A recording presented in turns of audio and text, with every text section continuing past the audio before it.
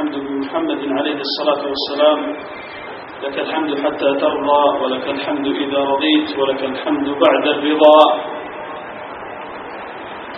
اللهم إنا نسألك علما نافعا وقلبا خاشعا ولسانا ذاكرا.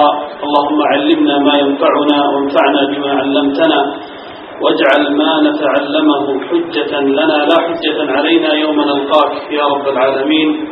أما بعد، أيها الإخوة الكرام، السلام عليكم ورحمة الله وبركاته.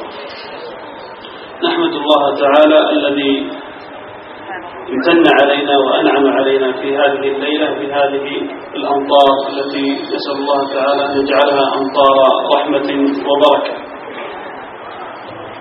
ثم ننتقل إلى موضوعنا في هذه الليلة بالعنوان الذي سمعتموه: أفكاركم أمانة يا شباب. على أن نتحاور في هذا اللقاء ونوجه خطابنا لأحبابنا الشباب، وأيضا من يحضر من آبائهم وممن يستمع من المربين. فهذا موضوع مهم يحتاج إلى شيء من الوقفات. أيها الشباب، الله سبحانه وتعالى كرم هذا الإنسان بهذا العقل، هذا العقل الذي يعقله ويحجره عن القبائح وعن الرذائل، والذي به يفرق بين الضار والنافع وبين الخير والشر. وهذا العقل الذي يحمله على عمل الفضائل واجتناب الرذائل.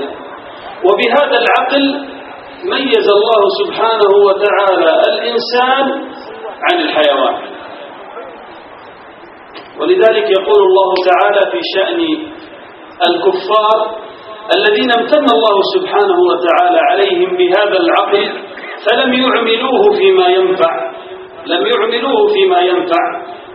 قال الله سبحانه وتعالى في شأنهم: أم تحسب أن أكثرهم يسمعون أو يعقلون إنهم إلا كالأنعام بل هم أضل سبيلا.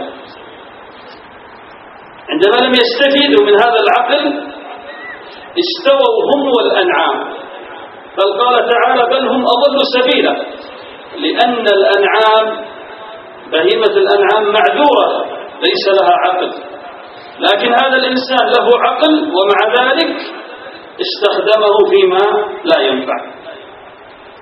إذن يا شباب ويا شيبان ممن حضر، هذا العقل يحصل به التفكير وتحصل فيه عن طريقه الخواطر التي تكون وتجول في الداخل، ومن خلال هذا العقل يحصل التخطيط.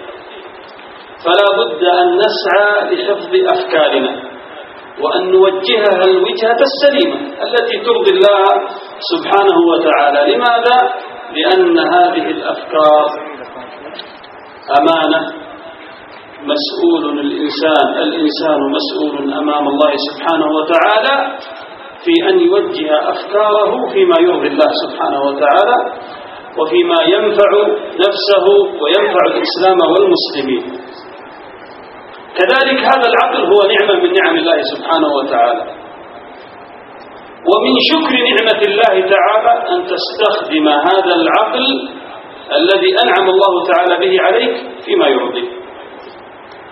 هذا من واجب شكر النعمة.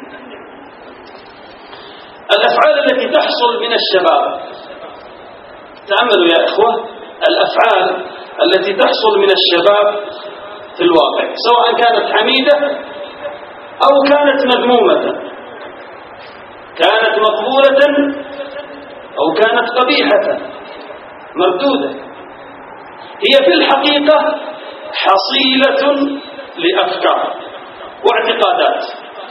يعني الشاب ما يقدم على عمل أو فعل أو شيء حتى لو كان قبيح إلا هو يعتقد أن هذا الشيء بالنسبة له إيجابي ومناسب وله مبررات في عمله. إذن هذه الأفعال أيا كانت، وسأمثل بأمثلة، هي حصيلة أفكار واعتقادات ثم إرادة، ثم بعد ذلك تنتقل إلى تنفيذ في الواقع. تجد أحد الشباب يبتكر ويبدع، ربما يكون صغير في السن، وآخر يخترع، وآخر يخدم دينه بأعمال وأفكار دعوية وأعمال خير ونحو ذلك،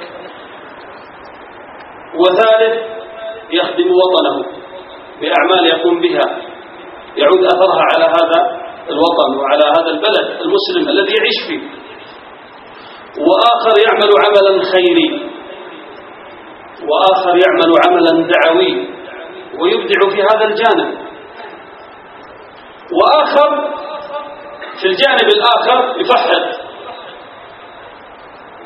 وربما يبدع في التفحيط، وآخر يدخن يعتقد أن هذا الدخان يشبع أشياء عنده وله مبررات، لو سألته يبرر بها، وآخر يتعاطى المخدرات. الفعل هذا مبني على فكرة معينة، ورابع يسرق يمارس السرقة،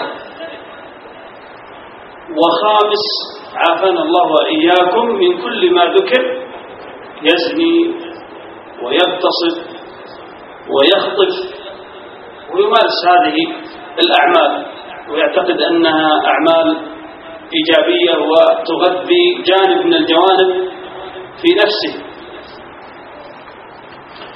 وسادس ربما يفجر أو يقتل مسلما بغير حق، سواء كان إنسان يتعاطى المخدرات ثم يعمل مشاجرة فيقتل، أو شخص ربما يقتل بناء على أنه يعتقد أن هذا الفعل باسم الدين مناسب وصحيح. إذن هو بناء على إيش؟ على اعتقاد هو لدينا خطأ، لكن هو يفكر أن هذا صحيح، وربما يسمي هذا الفعل جهادا. وكل هذه الأمثلة يا أخوان موجودة في الواقع، ورأيناها سواء في بلادنا أو في غيرها من بلاد المسلمين. يا شباب، نريد أن ننحو في حديثنا نحو الحوار والأسئلة، ونقف ونفكر ونتأمل. لا أريد أن تكون المحاضرة مجرد أن نطرح كلام خذ وتلقى وخلاص، لا، لابد أن ندرس هذا الكلام، نفكر فيه ونراجع أنفسنا ونصحح، ويكون عندنا شيء من الصراحة حتى نستفيد. تكلمنا عن الأفكار وعن أنها مبنية، هذه الأعمال أيا كانت خير أو شر مبنية على إيش؟ على اعتقاد يعتقد الإنسان أن هذا الشيء ممتاز ومناسب وصحيح، وأحيانا يعتقد أنه من الدين، أليس كذلك؟ هذه الأشياء لا شك أن للشيطان فيها دور كبير، بل الدور الأكبر لإبليس اللعين وللنفس الأمارة بالسوء. وقد أشار العلماء إلى هذه المسألة. يقول ابن القيم عليه رحمة الله أن للشيطان على ابن آدم طريقان. تأملوا يا شباب، هناك طريقان يدخل من خلالهما الشيطان على الإنسان، سواء كان كبير أو صغير، مسلم أو كافر، ذكر أو أنثى. والحمد لله أنها محصورة هذه الطرق عشان نعرف هذه الطرق وهذه المداخل ونتجنبها. الطريقة الأولى لإغواء بني آدم أنه ينظر في الإنسان ويدرس شخصيته ونفسيته ودينه وإيمانه، فإن رأى فيه كما قال ابن القيم إن رأى فيه تساهلا وتراخيا وبعدا عن الخير والطاعة أتاه من هذا المدخل، وهذا المدخل الأول بسيط جدا، وأكثر بني آدم كما قال العلماء يتم إغواؤهم من هذا الطريق، جرة إلى التساهل في العبادات والتفريط واقتحام المعاصي والمنكرات والشهوات، ويغمسه في هذا الجانب. وأكثر من يغوى من الشيطان من يسلكون هذا الطريق، وهذا يحتاج له وقفة وفيه كلام كثير، لكن سنركز على الطريق الآخر، لعل هذا نتناوله إن شاء الله تعالى في لقاء آخر. الطريق الثاني للشيطان الذي يدخل به على الإنسان، شوف هذا قبل الاستقامة، هذا الإنسان في حال عدم الاستقامة وضعف الإيمان يدخل له من هذا الطريق. الطريق الثاني إن وجد فيه استقامة وحبا للخير وإقبالا عليه أتاه من هذا الطريق. الطريق الثاني هو طريق الغلو والمجاوزة، فيأتي من هذا الباب. وهنا وقفة يا شباب، أن بعض الناس يظن أن الخطر فقط هو في حال عدم الاستقامة. في حال عدم الاستقامة هذا أمر معروف للجميع، أن الإنسان لازم يتوب ويرجع إلى الله ويتوب ويسمع الموعظة والخير والكذا.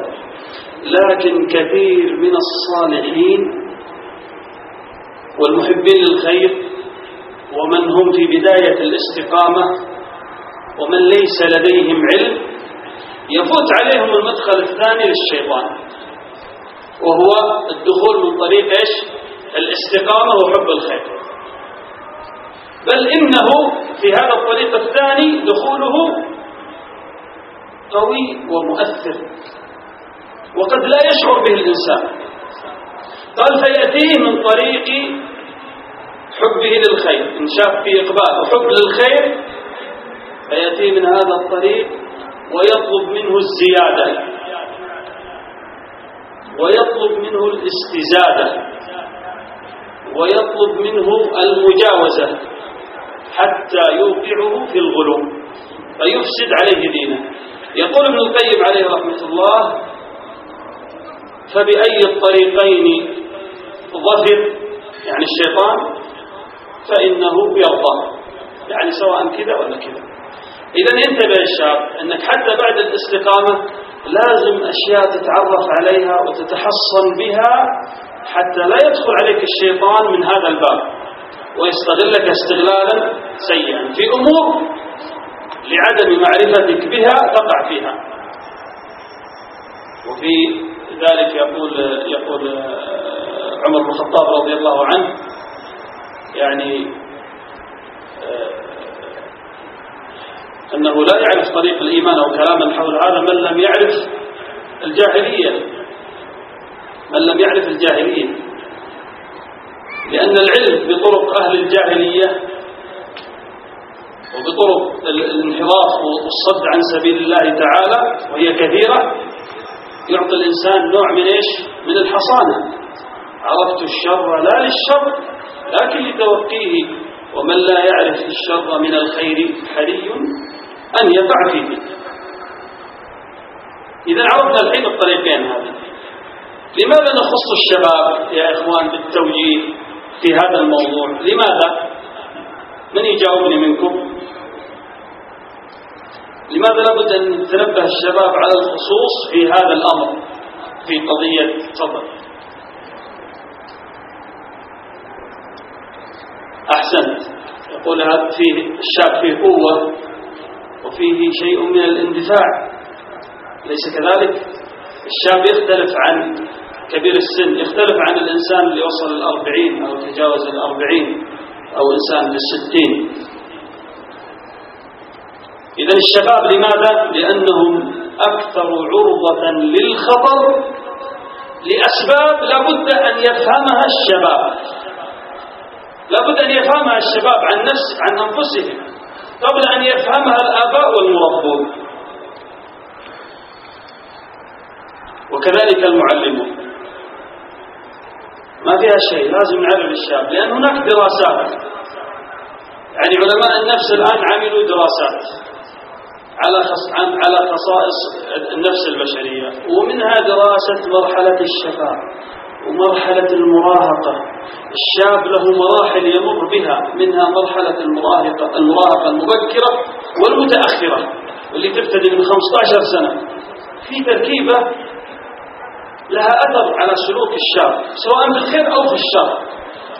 فلا بد أن يعرف الشاب هذه التركيبة يتعرف عليها. أيضا الآباء لازم يعرفون عشان يعرفون يتعاملون مع الشاب.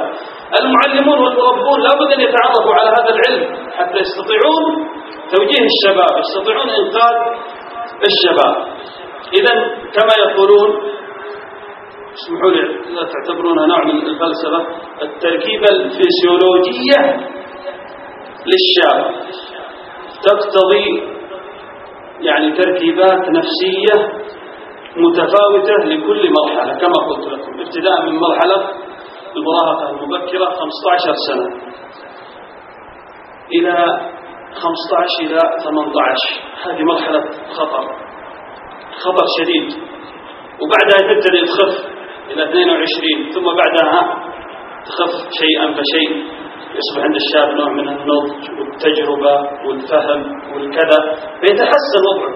لكن هذه المرحلة أخطر شيء. ولو سمعتم الفتن والأحداث التي حصلت يا إخوان، ربما تسمعون في بعض القنوات وفي بعض الصحف عندما يأتي تقرير لأحداث معينة، تجد الشباب اللي في هذه الأحداث أحيانا شباب في سن 16 و17 و18، ويضحون تضحيات هائلة، وقد يستغلون استغلال من أناس هم بالخطأ، لكن لهم ترتيبات معينة، ثم يضعون في الأخير الشباب هؤلاء هم اللي في المواجهة. تجد تقلب هذا الشاب ما عنده علم، ما عنده تجربة، ما عنده شيء، يحب الخير، وربما خدع بأساليب معينة أعطت نوع من التحميس واستثارة العاطفة واستغلالها حتى وقع فيما وقع فيه. خلونا نقف ونشوف إيش هي الأشياء التي يعني الطبائع والعادات التي يتصف بها الشاب في هذه المرحلة. يتصف بها أشياء مرحلة المراهقة. أحد يذكر منها يا أخوان شيء؟ أخوكم قال القوة والحماس والاندفاع، من يزيد؟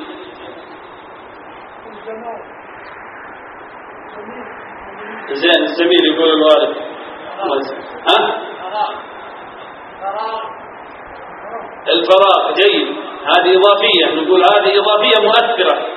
إن الفراغ والشباب والجدة مفسدة للمرء مفسدة، بس بنركز هنا على الشباب. الوالد قال الصحبة فعلا لها تأثير كبير، الفراغ، لكن كتركيبة نفسية للشاب عنده صفات معينة في هذه المرحلة. تفضل. ربما حب الشهرة، حب البروز، حب الطلوع، فقد يغامر في بعض الأعمال ونحو ذلك. أيضا رائع، يقول الشاب التهور بدون تفكير، ما يفكر. يعني ممكن أنت الآن بأسلوب معين تجي لشاب من الشباب، يعني إذا واحد ما يتقي الله ولا يخاف الله ممكن يستغل الشاب بهذه الطريقة. أنت ممكن في خلال ساعتين تجيب شاب وتجلس معه وتوريه بعض الأشياء. مثلا معلش يا أخوان خلونا صريحين شوية، نكون صريحين شوية، ممكن توريه فيلم جهادي مما وقع في بعض الأماكن، والجهاد لا أحد يطعن فيه، الجهاد لا أحد يطعن فيه، هو شرع، لكن كما قال أهل العلم له شروطه، له ضوابطه، له وقته، له مكانه، يعني أشياء كثيرة تحكم من الناحية الشرعية. لكن احنا نتكلم الآن بشكل عام، واحد جاب فيلم حماسي أو جهادي أو كذا وعرضه لبعض الشباب وتحمس وخلاص يصبح عنده نوع من ايش، وقال له والله هذه كذا ونصرة المسلمين وأخوانك المسلمين يقتلون ويحصل كذا وكذا، وأين الغيرة على الدين، وأين خلاص الشاب تجي حالة من الفوران. هو ما عنده تجربة، صغير، فربما بأساليب معينة يستغل بعض أهل هؤلاء الأهواء أو الشر أو الكذا، ثم يستغل استغلالا غير مشروع، أو يخدع يقال له تعال تذهب إلى المكان الفلاني، في مكان الفلاني في جهة. مسكين هو الحين لا هو يقوم ببر والديه ولا هو يؤدي العبادات على وجهها، ولا تعلم ولا تفقه في الدين، ولا جرب الصبر والقوة والتغلب على النفس وعلى الشهوات وعلى. نعترف يا أخوان ترانا عندنا ضعف شديد. ربما يأتي مباشرة ويروح مسكين ويسأل. وأنا لا أتكلم من فراغ، أتكلم من محاورات كثيرة جدا مع الشباب، أقابلهم في أماكن مختلفة على مدى ال5 سنوات الماضية، وعلى حتى شبكة الانترنت محاورات وحديث، وهذا واقع. ويخبرني بعض الشباب بهذه الأحداث التي مرت بهم، بل بعضهم أخبرني عن زملاء لهم كانوا في أشد الانحراف. يقول وفوجئنا فجأة وإذا هم اهتدوا، ما اهتدوا مثل كذا، حضروا مجالس أهل العلم ومواقع التربية والتوجيه اللي يأتي فيها طلاب العلم ويشرف عليها طلاب العلم ويشرف عليها يعني أهل التربية ممن يدرس في الجامعات يدرسون الشريعة والمشايخ وكذا. لا، والحالة وكان في انحراف، فجأة اهتدى مباشرة أمور حماسية وجهادية، من انحراف إلى إيش؟ إلى جهاد حماس. هذا ما يصير، ما في تربية ولا فيه. فيقول لي أحد الشباب، نقول هذا الشاب فوجئت هذا يكتب وصيته وكذا لأهله، ثم خرج وذهب إلى العراق. يقول لي اليوم هذا ما جاء، وصغير في السن، ما جاء، مات، استغلال سيء، تم بيعه، الله أعلم. تعلمون أن الأمور مشتبهة وفيها لبس شديد، ويذهب شاب صغير وفي فرق وفي طوائف وفي ناس شغالة تبيع وتشتري إلى غير ذلك. فهذا مثال من الأمثلة على أن بعض الشباب لأجل اللي هو ذكر الأخ الاندفاع بدون إيش؟ بدون تفكير. إذن هذه من الصفات. نبقى عند بعض الصفات يا أخوان. هذه الصفات يذكرها للأسف علماء غربيون من غير المسلمين، هم يذكرون هذه الأشياء في كتبهم. من ذلك ذكروا قالوا شدة العاطفة، عاطفة واندفاع وشدة الحماس، متحمس. الكبير لا، ما يتحمس الكبير في أي حدث أو شيء، يوقف ويفكر ويدرس الأمور ويتأمل ويشاور ويتثبت. ليه؟ عنده خبرة، راكب. الصغير لا، حماس. وتكثر حتى الحماسة الدينية. شوف الحماسة الدينية تكثر عند الشاب في هذه المرحلة. وهذه رسالة يا أخوان، أن ينبغي أن الأب والمربي والموجه يستغل هؤلاء الشباب في هذه المرحلة. لا يغرك أن بعض الشباب الآن يعمل أمور منكرة لكن يقولون فيه التدين، حتى لو كان نصراني، حتى لو كان غير مسلم. المرحلة دي يعني لو جبت له أي شيء عن الدين وذكرته ونصحته ولو كان ما يصلي، يتأثر ويقبل منك ويستجيب ويعاتب نفسه، وعنده العتاب للنفس وتأنيب النفس. حتى لو أذنب لو قصر، عنده شدة تأنيب للنفس في هذه المرحلة. أيضا من الصفات، أحد يزيد يا أخوان؟ تفضل. ممتاز. حب الاستطلاع واكتشاف الجديد. يقول لي بعض الآباء أولادي توني أوريهم الانترنت وأدخلهم بعض المواقع وبحذر عشان مباشرة على بعض المواقع الإيش اللي فيها قتل، فيها حرب، فيها كذا، فيها. فالشاب اللي عنده حب إيش؟ حب الاستطلاع، يبغى يتعرض، فيه الشجاعة، فيه أيضا إيش صفات يا أخوان؟ من يزيد؟ تفضل. نعم، عنده نشاط زائد. على فكرة الأذان يكون على 8 وكم بالضبط؟ و7 دقائق هي، لأن عندنا هنا يعني محاور عديدة. زين، الشعور بالذنب، تأنيب النفس، التضحية. الشاب عنده حب التضحية، يقول لك أنا بايعها خلاص الآن مستعد، إذا هذا صح أنا أسوي مباشرة. وهنا الخطورة. واحد من الشباب في مكان ما خارج المنطقة، وكنا في يعني لقاء هكذا، اهتدى، وكان الشباب سبب، بعض الشباب الطيبين طلاب العلم في هدايته واستقامته، كان يتعاطى المخدرات. يتعاطى ايش؟ المخدرات. وهنا مشكلة ترى يا اخوان، كثير ممن يتعاطون المخدرات حسب الاستطلاع عندما يهتدي يحتاج له متابعة وعناية خاصة، لأنه على خطر. هو يشعر أن حياته تدمرت، وأنه وقع فيما لا يوقع فيه، وأن التوبة في حقه صعبة، وأنه يبغى ينسى ماضيه. أي إنسان يتوب من معاصي كثيرة. هنا المشكلة. فالنوع هذا سهل استغلاله، ولذلك قد يأتي بعض الناس المغرضون يستغلون استغلال سيء، يقولون له فلان تبغى ترتاح من الحياة، تبغى تموت في سبيل الله، يكون ما بينك وبين الجنة إلا ضربة زر.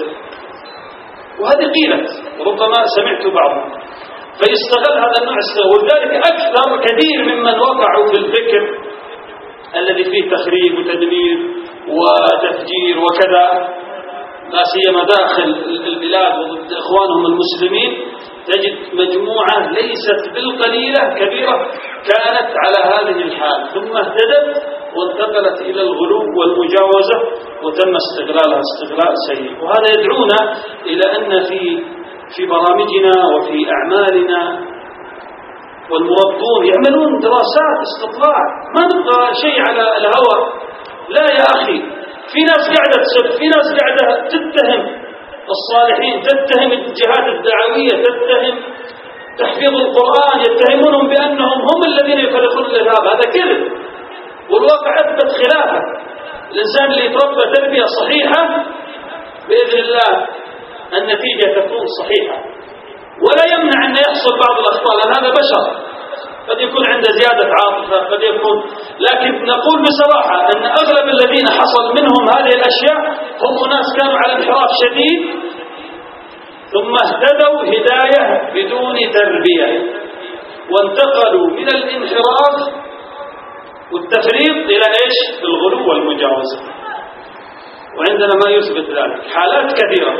لذلك ينبغي على طلاب العلم وعلى الجهات الدعوية والتعليمية أن تعمل دراسات على الشباب، على الأحوال قبل الاستقامة، بعد الاستقامة، أوضاع الناس اللي تقع منهم أخطاء، إيش السبب، عشان نخرج بأشياء حقيقية وواقعية، ونعرف الخلل ونعالجه. ما فيها شيء، نعرف الخلل أيا كان ويتم معالجته معالجة صحيحة. أعود إلى قصة هذا الشاب. قال لبعض الإخوة ترى هذا توه حديث عهد بهداية، عندما تلقي محاضرتك نأمل أن تعطي له رسالة بطريقة غير مباشرة، لأن الرجل عنده حين اندفاعات ووساوس وأشياء وكلام عن الجهاد وكذا، ونخشى عليه. تكلمنا بحمد الله، ثم ذكرنا قريبا من الكلام هذا، هو مباشرة بعد ما انتهينا من الجلسة هذه قال يا شيخ ايش الكلام هذا؟ يعني الرسول عليه الصلاة والسلام لما تقول تربية ومدري ايش، زين الرسول عليه الصلاة والسلام يعني الرجل هذاك تو حديث عهد بالإسلام، حديث عهد بإيش؟ بإسلام. وقال له النبي عليه الصلاة والسلام يعني قال ما بيني وبين الجنة إلا أن نلقي هذه الثمرات، ثم أنه دخل وقاتل واستشهد. فهذا يعني يدل على أن الإنسان ما في مشكلة، يستعجل ويروح يعني للجهاد ويخرج يرتاح من هذه الحياة.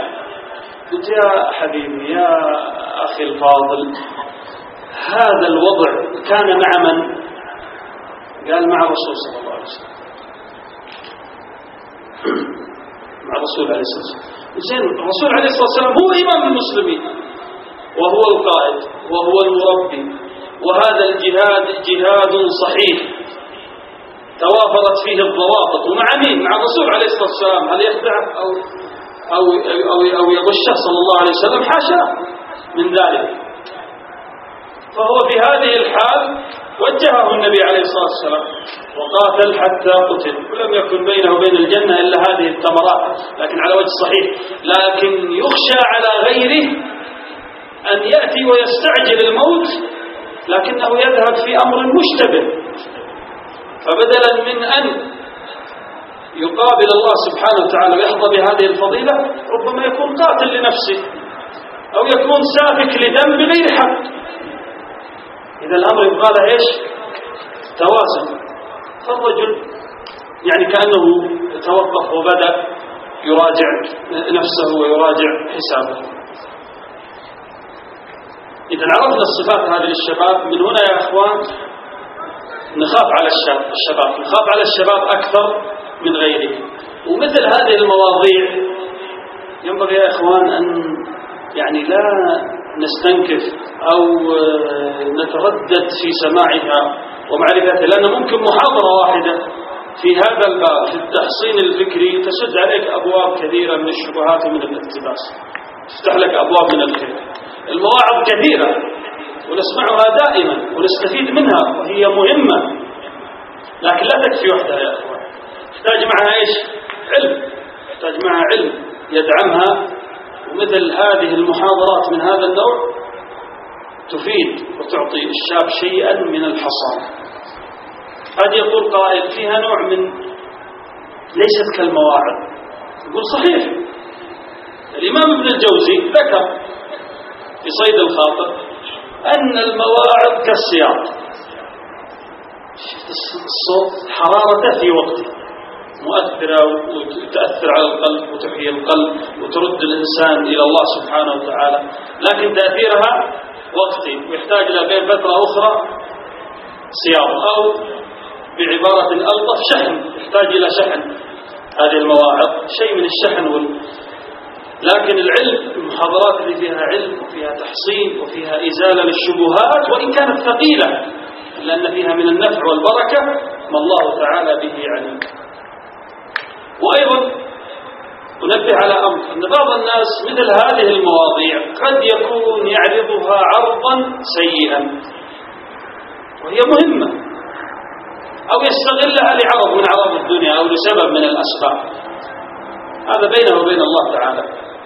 فإن أساء في عرضها وهذا حصل، فلا ينبغي يا إخوة أننا يعني نستغني عنها أو نقول لا يصل طرقها. لا، طرقها من الأهمية بمكان، لا ينبغي أن نتنازل عنها، بل علينا أن نقدمها للشباب لكن نعرضها لهم بأسلوب مقبول ونافع بقدر استطاعة.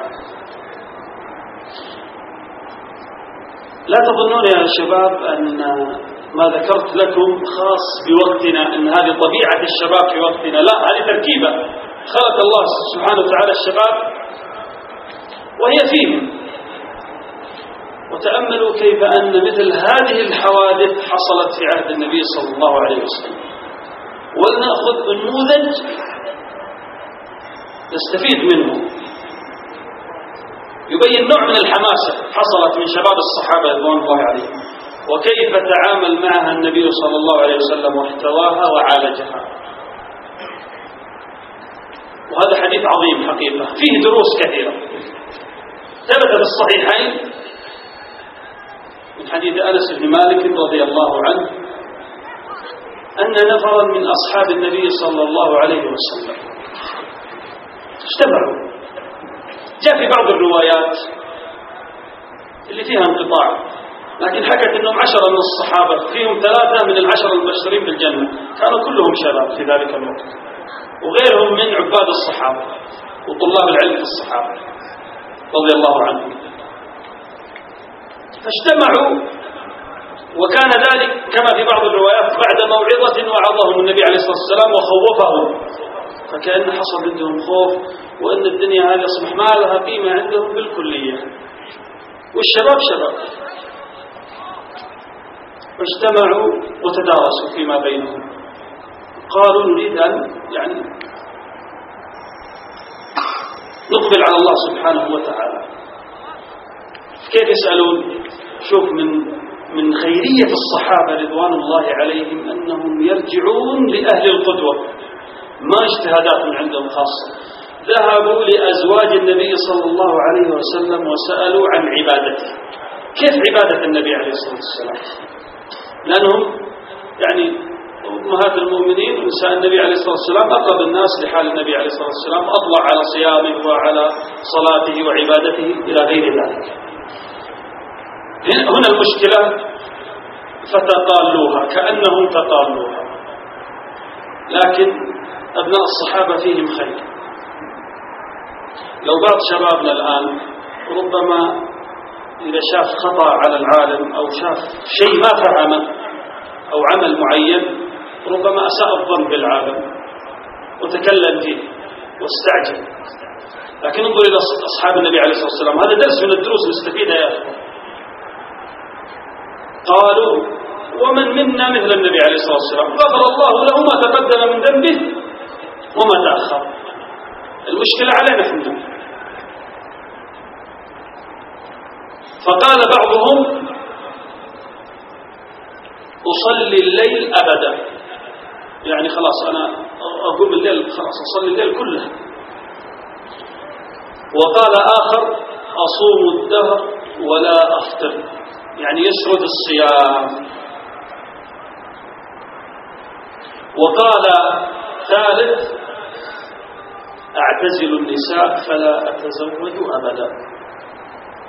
وقال رابع لا آكل اللحم هذا ما أكله لأنه يقوي الشهوة ويزيد. ونقبل على الله تعالى. سمع النبي عليه الصلاة والسلام الخبر وصل. هذا أمر خطير الآن، فيه الآن شيء من التشدد والمجاوزة، ولو تركوا هؤلاء الشباب شباب الصحابة سيكون عليهم خطر. لأن بعد النبي عليه الصلاة والسلام بل في آخر عهده صلى الله عليه وسلم ظهروا الخوارج الذين غلوا وتجاوزوا، كان ظهورهم بقوة بعد موت النبي صلى الله عليه وسلم. الخطر موجود إذا حصل فيه أخطاء في الأفكار وفي الفهم وفي البصيرة وفي العلم. فالنبي عليه الصلاة والسلام جمع الناس وخطبهم، حمد الله وأثنى عليه صلى الله عليه وسلم، وحكى ما سمع أن أقواما يقولون كذا وكذا وكذا وكذا. فقال عليه الصلاة والسلام والله إني لأخشاكم لله وأتقاكم. هنا رسالة يا أخوان، القضية ليست قضية الكم وزيادة العبادة فحسب، لا، العبادة أمر عظيم ومعتبر وفيها أجر وفضل، لكن لا يكفي وحده، لابد من علم يؤدي إلى الخشية ويؤدي إلى التقوى ويؤدي كيف تقوم بالحقوق. يعني أنت ما هو بس عبادة حق الله وضيعت الحقوق الأخرى، حق نفسك وحق أهلك، حق زوجك، حق إخوانك المسلمين، في حقوق. فما يعرف هذه إلا من عنده علم يعطيه تقوى ويعطيه خشية فيضع الأمور في مواضعها.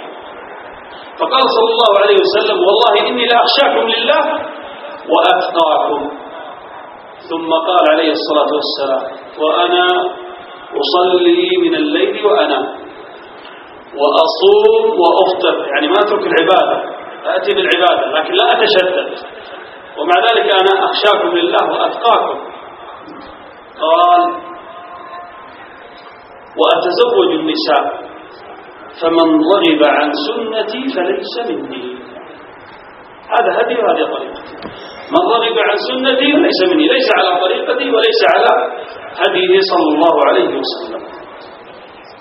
فانظروا يا أخوان أن الحماس كان موجود حتى بعهد الرسول صلى الله عليه وسلم، لكن الصحابة رضوان الله عليهم وجدوا توجيه. أنا أخبر قبل يمكن 15 سنة سمعت عن أحد الشباب يقول لزميل له يعني قلت عنده اهتدى، هدى الله سبحانه وتعالى. وكان يعني على طريق منحرف. بعدين يقول الرجل يسرد الصيام كل يوم. هذا خطأ مسلم كيف؟ هذا ما يقدر يداوم على الكلام هذا. فبعدين تغير، قال والله حاولت فيه وشرحت له السنة وكذا وكذا. قال لي لا أبدا، أخاف إني أصوم بس الخميس والاثنين أو أصوم يوم أفطر يوم بعدين إني أكسر أترك العبادة. مرت السنين سبحان الله، وإذا بذلك الشخص يتغير عن حالته الأولى وتتغير استقامته والتزامه ويترك ما كان عليه من الخير. إذا صدق صلى الله عليه وسلم: خير الأعمال إلى الله تعالى أدومها وإن قل.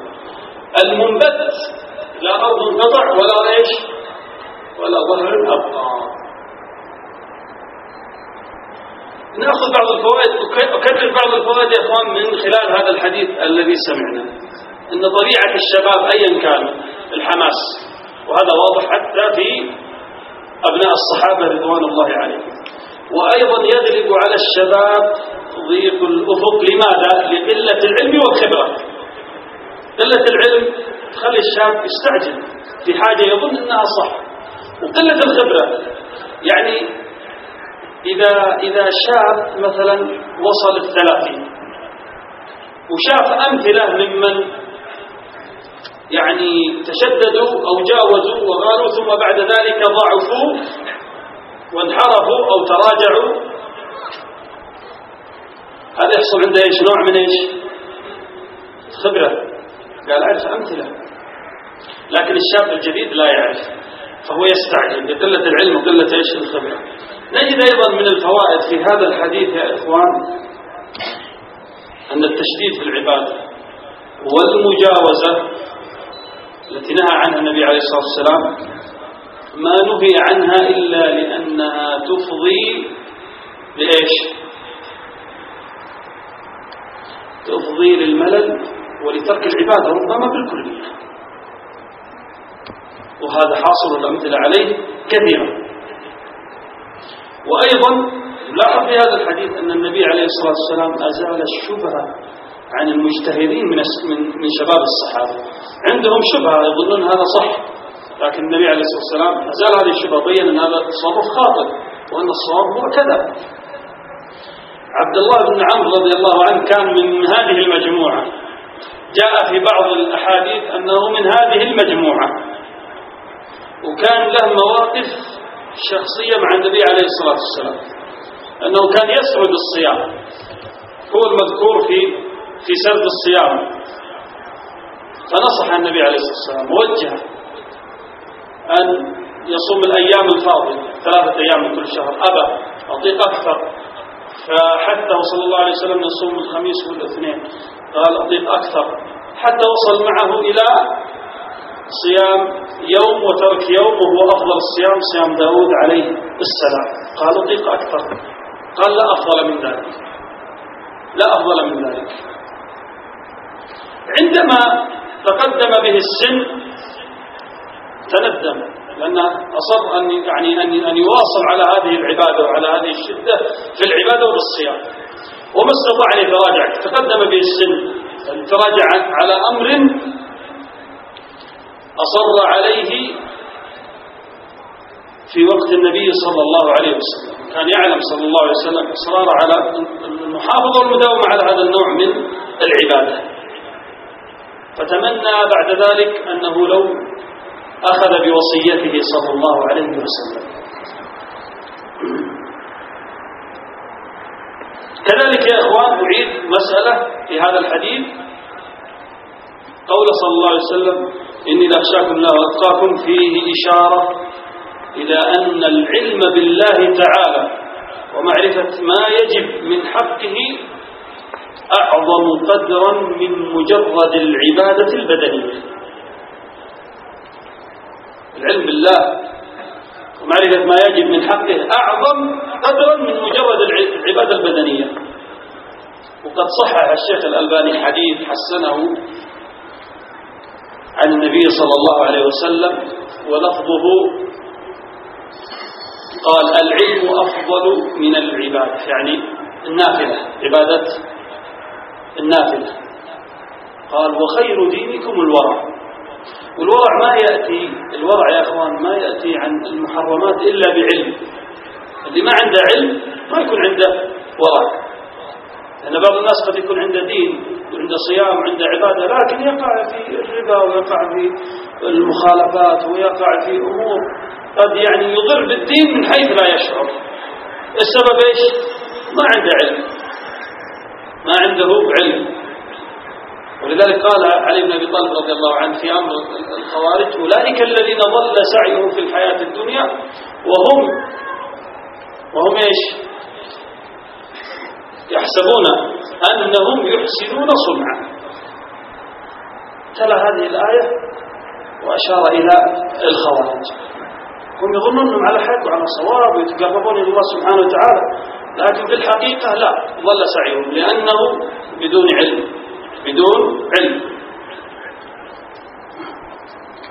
ننتقل يا إخوة إلى الثمر. يعني حين عرفنا الآن موضوع الأفكار وأهميته وأنها أمانة، يأتي السؤال، يسأل الشباب يقولون: إيش الوسائل التي تضبط لنا هذه الأفكار؟ كيف نضبط أفكارنا حتى لا تنحرف عن الجادة؟ سنذكر بعض هذه الضوابط وبعض هذه الوسائل التي تعين على ذلك، بس بعد شربة الماء هذه. بسم الله الرحمن الرحيم. لا أحد يعطينا عين ولا شيء.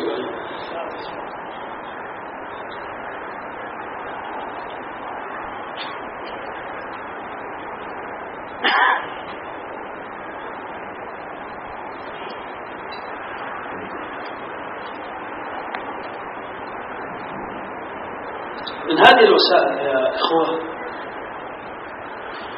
أنك تتوكل على الله سبحانه وتعالى وتعتمد عليه وتؤول وترجع إليه سبحانه وتعالى.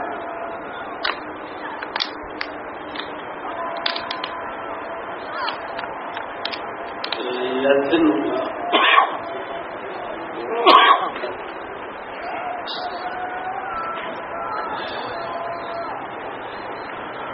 في أوراق اللي عنده شيء ممكن يعطينا حول الموضوع.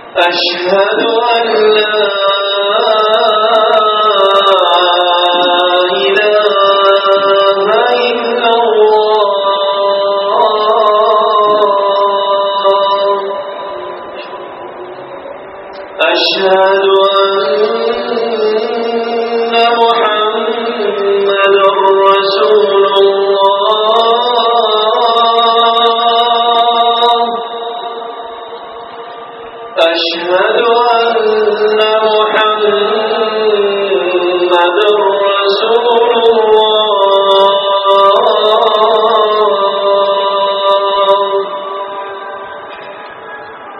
حي على الصلاة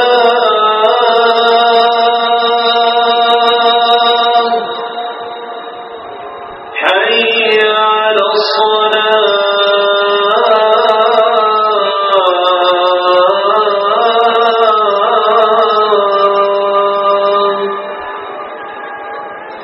حي على الفلاح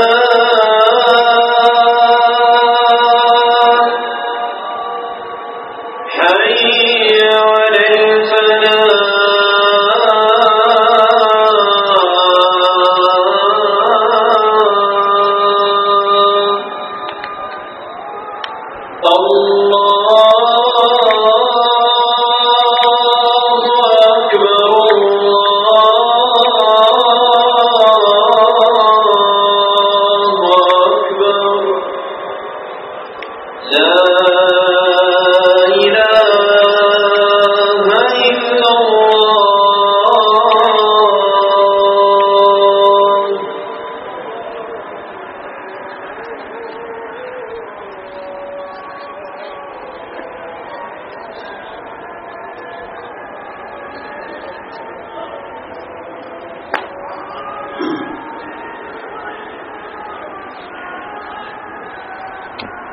الحمد لله رب العالمين، والصلاة والسلام على أشرف الأنبياء والمرسلين نبينا محمد وعلى آله وصحبه أجمعين. أما بعد،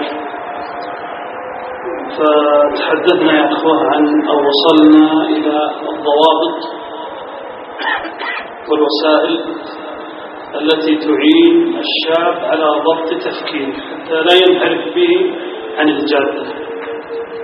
ومن ذلك أن يلجأ إلى الله سبحانه وتعالى ولا يغتر بنفسه وبتفكيره ويعتمد على نفسه، فإن من توكل على الله سبحانه وتعالى واعتمد عليه فإن الله تعالى كافيه، ومن اعتمد على نفسه وكل إلى نفسه، نسأل الله العافية.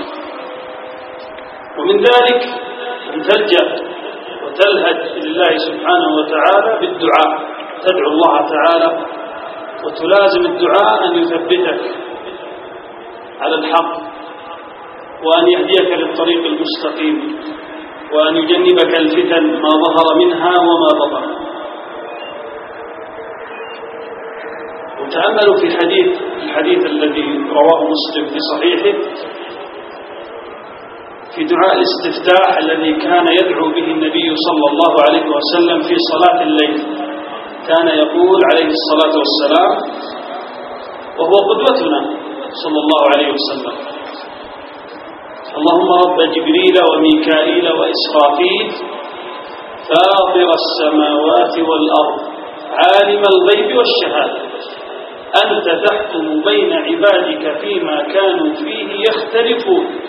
الشاهد: اهدني لما اختلف فيه من الحق بإذنك إنك تهدي من تشاء إلى صراط مستقيم.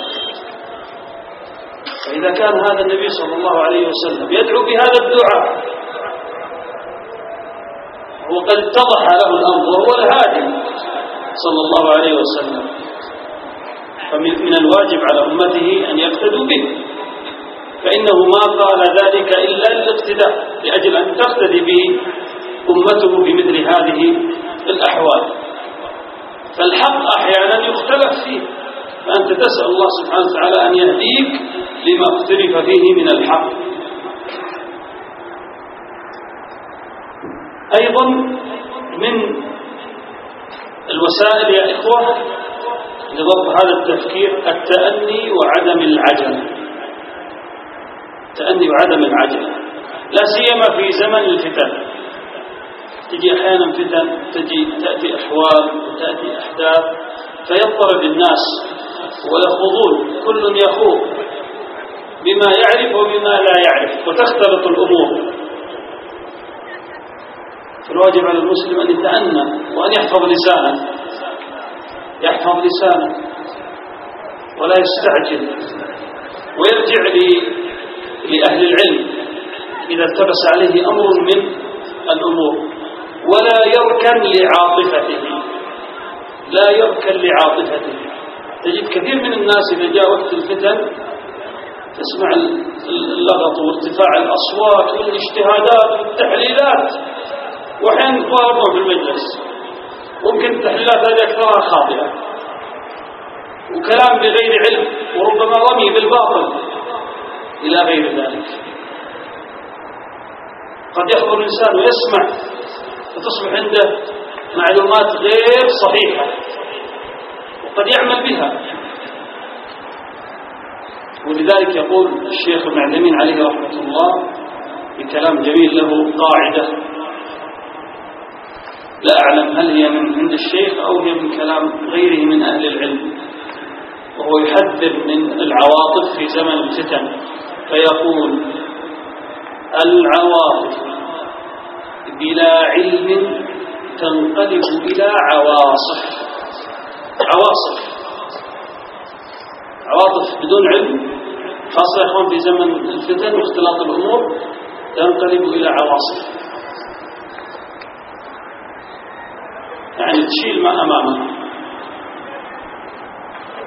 كذلك من الوسائل التي تعين على ضبط التفكير الإمساك والكف عن الخوض فيما ليس للعبد به علم.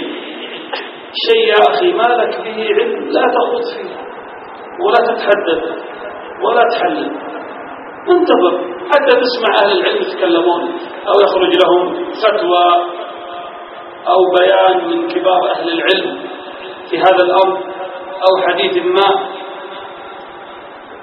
ثم بعد ذلك استفد من هذا الكلام وابن عليك يعني تفكيرك، ولا يمنع أن تذهب وأن تسأل، وإذا أشكل عليك أن تستفصل وتستفسر من العلماء. والله تعالى يقول: ولا تقف ما ليس لك به علم. لا تقف ما ليس لك به علم. وهذا الخطاب لمن؟ هذا الخطاب في هذه الآية كما قال أهل العلم هو للرسول صلى الله عليه وسلم. الله تعالى يقول لرسوله: لا تقف ولا تقف ما ليس لك به علم، إن السمع والبصر والفؤاد كل ذلك كان عنه مسؤولا. فما بالك بمن دونه من الصحابة رضوان الله عليهم؟ فما بالك بمن دون الصحابة من التابعين رضوان الله عليهم؟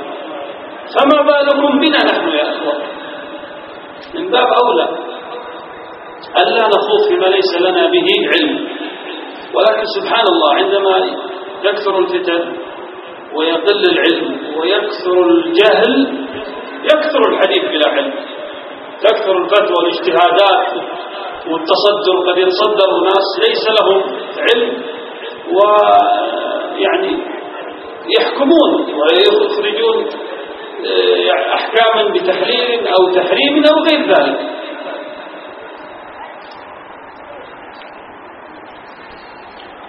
ونخص من ذلك يا إخوان المسائل التي في الحل والتحريم، شيء فيه هذا حلال هذا حرام، والله الأمر الفلاني كذا، الفعل حلال حرام. أحيانا يخطأ العالم أو يخطأ حتى ولي الأمر أن اجتهد في الأمر الفلاني وحرام عليه يفعل كذا، ولا الواجب أن يفعل كذا. يقول لا بأس، هذا الكلام إذا كان من عالم فهو أدرى وأعلم، ومع ذلك العالم لا يقول ذلك على رأس الملأ حتى لا يحدث يعني فتنة، إنما هو يعالج الأمر بطريقته مع أهل الشأن. لكن نحن عموم الناس صغار طلاب العلم ينبغي عليهم أن يضبطوا أنفسهم حتى ينضبط من تحتهم من عوام الناس. كذلك مسائل التبديع، مسائل التكفير، هذه ينبغي أن يحذر الإنسان ولا يخوض فيها. يعني الآن يعني صغار الشباب يتحدثون في مثل هذه المسائل، ومع الانفتاح الإعلامي الآن وسائل الانترنت والكذا تلقى شبه يدخل عليها حتى الصغار، قد حدثني أحد المدرسين المعلمين يقول جاني طالب في المتوسط يناقشني في قضايا التكفير ونواقض الإسلام، وبدأ يطبقها على الواقع، يقول كذا ما يفعل كذا، معناته هذا كفر، هذا كذا. لا، هذا أمر خطير، أمر خطير، لأنه يحتاج إلى يعني حتى قال العلماء لا يخوض في هذه المسائل إلا خواص أهل العلم، خواص أهل العلم لا يتحدث فيها أي إنسان، ولها شروط معينة لا بد أن تجتمع هذه الشروط وأن تنتفي هذه الموانع. ويفرق العلماء بين تكفير المطلق والتكفير المعين، ومثل مسائل الولاء والبراء حصل فيها أخطاء كثيرة، وأتكلم من تجربة أن يعني من خلال دراستنا وبداية طلب العلم والدخول مع يعني النقاشات بين أصحاب طلاب العلم والكذا تلتبس مع الأحداث التي مضت. تذكرون أحداث كثيرة مضت خلال 20 سنة هذه الماضية، فيحصل فيه لبس عند صغار طلاب العلم، فقد يخوضون بأشياء في الولاء والبراء وهو لا يعرف أحكام الولاء والبراء ولا يعرف الفرق. أقسام مثلا الموالاة، أن فيها أقسام فيها كفر مخرج من الملة، وفيها قسم يكون يعني فسقا يكون كبيرة من كبائر الذنوب، وقسم يكون دون ذلك يكون فسق. والتفريق بين الموالاة والتولي على تقسيم بعض أهل العلم تفريقات كثيرة وكلام كثير. ومتى يقع التكفير فقد يأتي الشاب أو يجتهد يخوض في بعض هذه الأمور فيقع في مزالة يحتاج إلى إيش؟ يحتاج إلى علم، فلا يخوض الإنسان في هذه المسائل الكبيرة التي قد لا يحسنها. أيضا من الوسائل التي تعينك على ضبط تفكيرك أيها الشاب، من يعطيني منكم وسائل؟ ما يا شباب، خلونا نغير شوي حتى لا يصير. وسيلة مهمة جدا، وسيلة مهمة جدا، وهي التعويل على العلماء، التعويل في المسائل. هذه المسائل وغيرها إنما يكون على العلماء الراسخين في العلم. الله تعالى يقول إيش؟ فاسألوا أهل الذكر إن كنتم لا تعلمون. ويقول سبحانه وتعالى فيما يتعلق بالفتن يعني الأخبار التي تأتي ونحو ذلك، يقول سبحانه وتعالى وإذا جاءهم أمر من الأمن أو الخوف أذاعوا به ولو ردوه إلى الرسول وإلى أولي الأمر منهم لعلمه الذين يستنبطونه منهم. المرجع لمن؟ لأهل العلم، ومو أي واحد من أهل العلم، الذين يستنبطون، أهل التأويل، أهل المعرفة، الراسخون من أهل العلم هم المرجع في أي مشكلة أي فتنة يحلون هذه المشكلة ويجيبون عنها.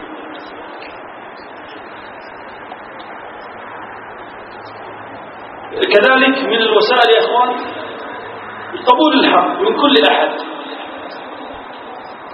نقول من كل أحد لا سيما من أهل العلم، يعني حتى لو كان هذا الشيخ ما تلقيت ما تحب عليه ما تحبه تبغضه، لكن عنده حق، فقبول الحق من كل أحد ولو كان بعيدا بغيضا، ورد الباطل على كل أحد ولو كان حبيبا قريبا. هذا أثر عن ابن مسعود رضي الله عنه، هذه المقولة أثر عن ابن مسعود رضي الله عنه. فيها وقفة يا شباب، فيها وقفة. أحيانا شيخ أو عالم أنت ما درست عليه أو لا تعرفه جيدا، أو ربما أنت تأخذ منه موقف تقول والله العالم الفلاني ما له أثر في الدعوة، أنا ما أشوف له جهود، حسب تصورك أنت، ما أشوفه يروح ويجي ويلقي محاضرات.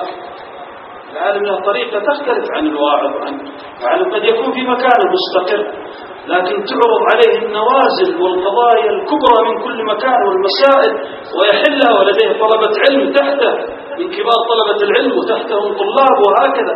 لكن قد يأتي إنسان ما يعرف هذه الأشياء يقول والله العلماء دولة الكبار دولة ولا فلان ولا فلان، يا أخي ما لهم أثر، والخير الكبير هذا هو من أثرهم.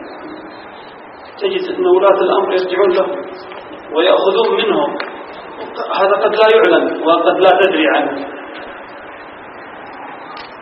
ويكون عندهم من الخير ما لا يعرفه هذا الشخص.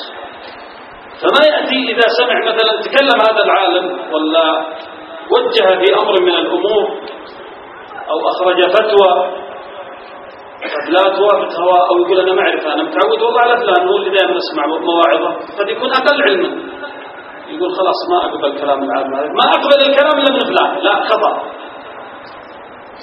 إذا كان عالم يشار إليه بالبنان ومعروف بتقواه وإخلاصه وصدقه على الملأ عند أهل العلم، وإن كان عندي أنا ما هو معروف كده، فالواجب علي أن أقبل الحق منه وأن أستفيد وأن أنتفع بذلك. هناك كلام لشيخ الإسلام ابن تيمية في اقتضاء الصراط المستقيم أشار إلى هذا، أن بعض المتفقهة حتى من أهل السنة، بعض المتفقهة على مذاهب وعلى كذا، بعضهم لا يقبل إلا من شيخ أو من فلان، بل لا يقبل من عالم آخر حتى لو أتاه بالدليل وأتاه بالحجة. هذه مشكلة التعصب والإصرار على يعني رأي فلان من الناس. لا، كان رجل من أهل العلم أيا كان هذا العالم وأتى بحق، فالواجب علينا يا إخوان أن تنشرح صدورنا بهذا الحق وأن نقبله حتى ننتفع به.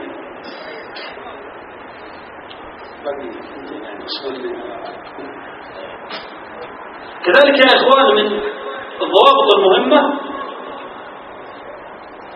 تكلمنا حتى أن المرجع للعلماء عدم الطعن في العلماء وتحميلهم كل خطأ، تحميلهم كل خطأ، لأن في تخطئة العلماء والنيل منهم هذا عون عليهم في الداخل والخارج من الأعداء، نعين الأعداء عليهم. بل أحيانا تنبهوا يا شباب، أحيانا نتلمس العذر لأناس من الكتاب، مثلا بعض الكتاب، بعض المفكرين، بعض طلاب العلم الصغار أخطاء وقعت منهم، فنتلمس لهم العذر، بينما العالم المعروف بفضله وعمله الجليل وكذا لو وقع منه شيء ظننا أنه من الخطأ، تجد أن بعضنا أحيانا لا يقبل منه، قد ينال من هذا العالم يتكلم فيه في المجالس ويسقط من مكانته، وقد يقول ليش هذا عالم المفروض ما يطلع منه هذا الشيء، المفروض ما يقول كذا، ما يحصل كذا. إذن الوضع خطير. الحذر يا أخوان من قضية الطعن في العلماء. العالم قد يجتهد اجتهاد معين وأجي أنا أظن أن والله أقول لا خطأ اجتهاد، خالف يعني ربما خالف هواي، أو يكون خالف ما أتصور أنه صحيح. لا استعجل ولا أظهر، حتى لو كان هناك خطأ على عالم من العلماء ينبغي ألا نشيعه وألا نظهره. لماذا يا أخوان؟ زي ما قلت لكم، لأن هذا عون للأعداء عليهم في الداخل والخارج. العالم له مكانة، إذا أسقطت خلاص ما يصير فيه قبول. يمكن وقع منه خطأين، لكن عنده آلاف من المسائل ومن الخير ومن الكذا. نحرم الناس من هذه الفضائل ومن هذا الخير. وأزيدكم فائدة يا أخوة، أزيدكم فائدة. هذه الفائدة أن من بروتوكولات الأعداء، بروتوكولات أعداء الصهيون التي وضعوها، شوف مخططات استراتيجيات من عشرات السنين، نفذوا الكثير منها. يقولون أن يسقط رجال الدين، هم يسمونهم رجال الدين، طبعا التسمية هذه خاطئة عندنا، خاطئ هذا المصطلح، لكنهم بتعبيرهم أنه ماذا؟ يحط من كرامة رجال الدين في أعين الناس حتى لا يتلقوا منهم. فعلا هذا هذا المخطط أيضا لفروخ هؤلاء الأعداء من التغريبيين الذين ينالون من الدين ويطعنون الآن، وترون في الصحف والجرائد وفي المواقع وفي القنوات وكذا، يبتدون يستلمون العلماء وأحيانا بأسمائهم، يستلمون عالم ينزلون فيه، يستغلون بعض الأشياء التي يوهمون أنها خطر ويتكلمون فيه حتى ينزلون يسقطون من مكانة هذا العالم. ما الذي يحصل يا شباب إذا هؤلاء العلماء كبار العلماء عندنا مثلا سقطت مكانتهم في نفوس الشباب؟ إيش النتيجة؟ من يخبرني منكم؟ إيش النتيجة اللي تكون؟ فتنة عظيمة. إيش يصير؟ يستغنون عنهم، صح ولا لا؟ إيش يتحول الوضع؟ يبحثون عن إيش؟ عن بديل. هنا المشكلة. زين هذولا أفضل الناس، ولو كان عندهم خطأ تقصيرهم بشر، لكن ينزلون إلى من هم دونهم فيتلقون العلم من الناس المشتبه فيهم ومن المواقع، ربما من مواقع الانترنت يأخذ الواحد أدلة وسرد أشياء لكنها بغير توجيه عالم وبغير علم وبغير بصيرة. وفي ذلك يقول ابن عساكر، يقول: اعلم وفقني الله وإياك لهداته وجعلنا ممن يخشاه ويتقيه حق تقاته أن لحوم العلماء مسمومة، وعادة الله في هتك أعراض منتقصيهم معلومة. كلام هذا من مؤرخ صاحب تاريخ دمشق، يعرف القصص والأحداث على مر الزمان في كتابه الكبير اللي بلغ 70 مجلد. يقول عن تجربة، علم بالشرع وتجربة من الواقع. أعيد الكلام يا إخوان. يقول: اعلم وفقني الله وإياك لهداته وجعلنا ممن يخشاه ويتقيه حق تقاته أن لحوم العلماء مسمومة، وعادة الله في هتك أعراض منتقصيهم معلومة، وأن من تعدى على العلماء بالثلب أصابه الله قبل موته بموت القلب. ثم تلا قول الله تعالى: فليحذر الذين يخالفون عن أمره أن تصيبهم فتنة أو يصيبهم عذاب أليم. الشخص اللي يتناولهم هذا مفتون غالبا، وغالبا أنه لا يوفق. وكما قال أحد السلف، قال: من عاد السلطان أفسد دنياه، ومن عاد العلماء أو أساء إليهم أو نال منهم أفسد إيش؟ أفسد دينه. ولا تقوم الحياة إلا بالولاة، ولاة الأمر، ولو كان عندهم خطأ، لو كان عندهم نقص، لو كان عندهم. وبالعلماء لابد من إمام، ولابد من علماء يبصرون الناس ويوجهونهم للخير، وهكذا تسير السفينة. ثم أختم بآخر نقطة مما يضبط الفكر يا إخوة: العناية بالفهم. العناية بالفهم. وهناك فرق بين حفظ النصوص أو سردها وبين فهم النصوص. وعلى هذا لا نغتر بسرد الأدلة. قد يأتي إنسان يسرد الأدلة يدلل على مسألة لكنها خطأ.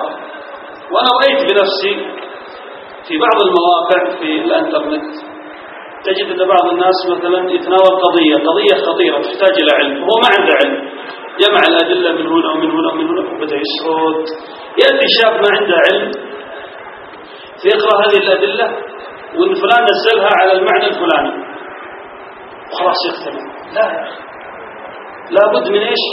من الفهم. لا يكفي حفظ النصوص أو ترديدها، لا بد من الفهم. الفهم لا يكون إلا عن طريق أهل العلم. ولذلك يقول ابن القيم عليه رحمة الله: والجهل داء قاتل وشفاؤه أمران في التركيب مجتمعان، نص من الوحي الشريف وسنة وطبيب ذاك العالم الرباني. طبيب ذاك العالم الرباني، لأن هذه النصوص مثل الصيدلية الآن فيه أدوية، لكن ما يصلح تروح وتأخذ أي علاج أي دواء يمكن تأخذ شيء حق البطن يجيك مصيبة في الرأس، تبغى حق الرأس يجيك إسهال، تأخذ شيء يضر بك بدل ما ينفعك. لازم إيش من الطبيب، والطبيب اللي يحدد حتى الوصفة، يقول لك من العلاج الفلاني 5 ملي 3 مرات في اليوم لمدة 5 أيام، لا تزيد ولا تنقص. ترى إن قصد المضاد عن المدة الفلانية ما تستفيد منه، أليس كذلك؟ كذلك الشريعة أعظم، وهذا الذي أوقع كثير من الشباب في أخطاء، عندها أدلة ويسرد لكن لا ينزلها تنزيلا صحيحا. وأشار إلى ذلك شيخ الإسلام ابن تيمية فقال: ما ضلت طائفة من طوائف المسلمين إلا بسوء الفهم عن الله وعن رسوله صلى الله عليه وسلم. سبب سوء الفهم، هم يحبون الخير، الخوارج ترى يوم خرجوا ناس عباد ويحبون الخير في ظاهرهم وعبادة وصلاة، ومع ذلك قال النبي عليه الصلاة والسلام يقرؤون القرآن لا يجاوز تراقيهم، ما في فهم بس هبل، يمرقون من الدين كما يمرق السهم من الرمية. فأسأل الله سبحانه وتعالى أن يعافينا وإياكم من كل مكروه، كما أسأله سبحانه وتعالى أن يرينا الحق حقا ويرزقنا اتباعه، ويرينا الباطل باطلا ويرزقنا اجتنابه. اللهم أصلح لنا ديننا الذي هو عصمة أمرنا، واصلح لنا دنيانا التي فيها معاشنا، وأصلح لنا آخرتنا التي إليها معادنا، واجعل الحياة زيادة لنا في كل خير والموت راحة لنا من كل شر. اللهم إنا نسألك علما نافعا، اللهم إنا نسألك علما نافعا، اللهم إنا نسألك علما نافعا، اللهم فقهنا في الدين يا رب العالمين. وجزاكم الله خير على حسن استماعكم. صلى الله وسلم على نبينا محمد.